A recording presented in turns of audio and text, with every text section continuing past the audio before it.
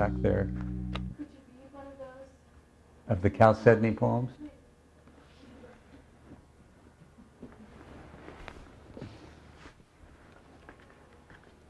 What one would you like me to read? I don't know. 3. Number 3? Pick a number.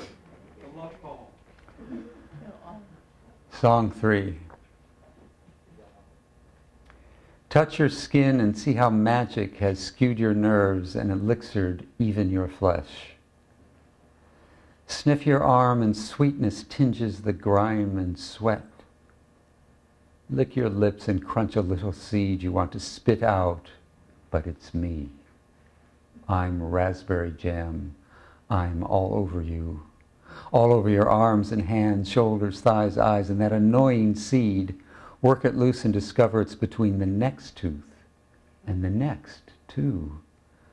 Run your fingers through gritty hair, and the fine sand at its roots is micro-me, and so is dilute jam that's oozed between your legs and around your secret places. With great effort you open your eyes, for my Ice 9 has gelled your tears, and the wall, sky, and patio chairs bend wavy and viscid like melting glass. You think this is aggravating? You think this isn't the way of the world? Smoke from St. Joan and the fires of Chernobyl chars your nasals. Perfume from Madame Bovary livens them. Atoms from Mother Mary stiffen your bones. So do Attila's, so do Krishna's. So do the sorceress of Budapest and the smiling prostitute of 4th Streets. Cornball and tuss the ground. Roses' pigments cover bees' legs. Motes and germs and molecules intertwined since year 0. And now, when you brush sleep from your eyes and seed multitudes on your back sizzle and fire, you know it's me. I'm in your hair. I'm itching your groin. I'm waving a blouse and gently fanning those fine butt hairs. I write words between your thoughts with the tips of my breasts. I've captivated your sense. You can't avoid me. Watch while I take off my shirt in front of trucks and small animals jogging along my street. Throw off excess underclothes and they sail into the overcast with undersides, the texture of fish bellies. At sunset, lit clouds spread around the itchy sky like so many raspberries.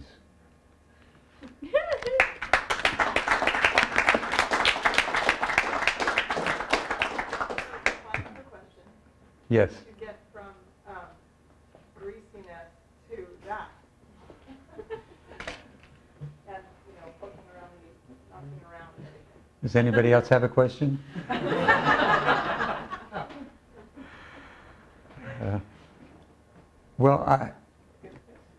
Yeah, it's a very good question. I think there is something similar in the early voice and Chalcedony's voice. On the one hand, Chalcedony believes in passion, just as the early voice does. She's quite a bit less disappointed in life. I think she loves life. And the 23-year-old and 24-year-old who wrote these is pretty seriously disappointed in life. Although he's pretty busy finding pleasures here and there. And I think, again, I went a lot of different places in my writing life. And Chalcedony started when a character in one of my stories started writing poems. I never finished the story. I think now that the story existed so that I could dream up that character and that she could get mad enough at me to start writing poems. And she was the part that I was avoiding, which includes the arena of these early poems. These passionate, believing in love, believing in one's own voice, in saying whatever she feels like. And in the various places I'd gotten to in my poetic journey, that I was off to the side of what I really felt. When I started writing down the poems that Chalcedony was writing, the editorial voices in my head said, "This stuff is junk, I don't want to touch this." And I would argue with that voice. I said, "Get over it, these poems aren't yours." now they feel like me. What did I have to do to survive those years and become a person? It's, again, like the Stations of the Cross. Had to give up drugs, and yet at every station, it's somehow important to find the positive to it. Give up the drugs themselves, but acknowledge how beautiful they are, and acknowledge what I learned from them. And they tune me into my body and into feelings. Give up the elitism of the Beats and the hipsters, that we were better than everybody and we had a vision of the truth. I mean, that's pretty insulting generally. And yet there's a positive side. The kingdom of heaven is within. We have the power to do immense and wonderful things.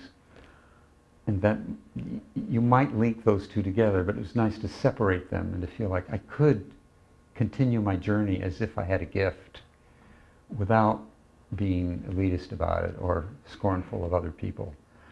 Also, the Beats were very democratic. Ray Bremser had as much vision as I did, no matter how down and out he was or how many people he robbed. Same with Herb Hunke, and maybe he had a lot more vision than I did. So the Beats were ready to accept vision from people who are in the gutter. And that's a pretty wonderful thing to keep. But it's not a wonderful thing that you have to be in the gutter in order to have a vision. So there was another station where I needed to give up something. I didn't have to be a junkie. I didn't have to be a cool guy. I didn't have to... Well, maybe that's another station, is giving up being cool. But on the other hand, is to accept the democracy, just the beauty of everybody. I'm probably leaving a few changes out here, aren't I? What would they be?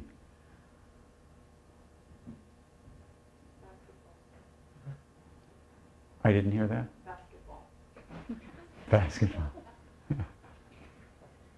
Somebody knows me too well out there. Yes, Jacqueline? Tell us about the story of how Mainline to the Heart was confiscated by British Customs. I was so delighted when that happened. I thought, oh, now I'm going to be famous.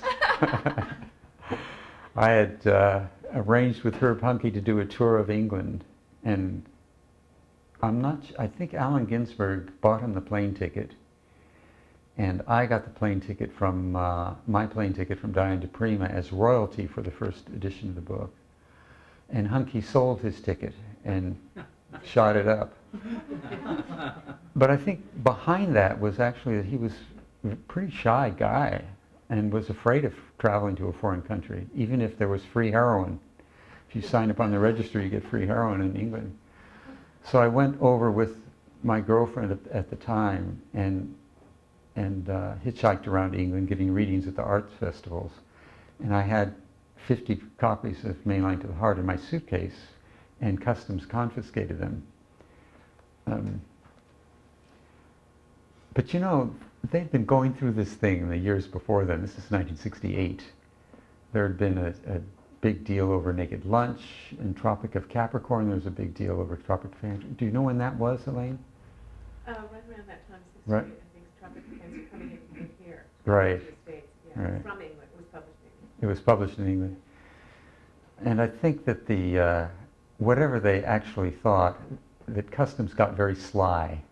And they were hard to get a hold of, and I had no money, and I had no way of making a stink in the press about it. And they kept deferring, and finally, after 6 months, they gave me all the books back with a little note that said, we thought that these were just borderline pornographic. What an insult. I agreed, what an insult. What can you do with that? That's not headline material. So, but I think that was their way of, that they had learned how to stay out of controversy by the time I came along.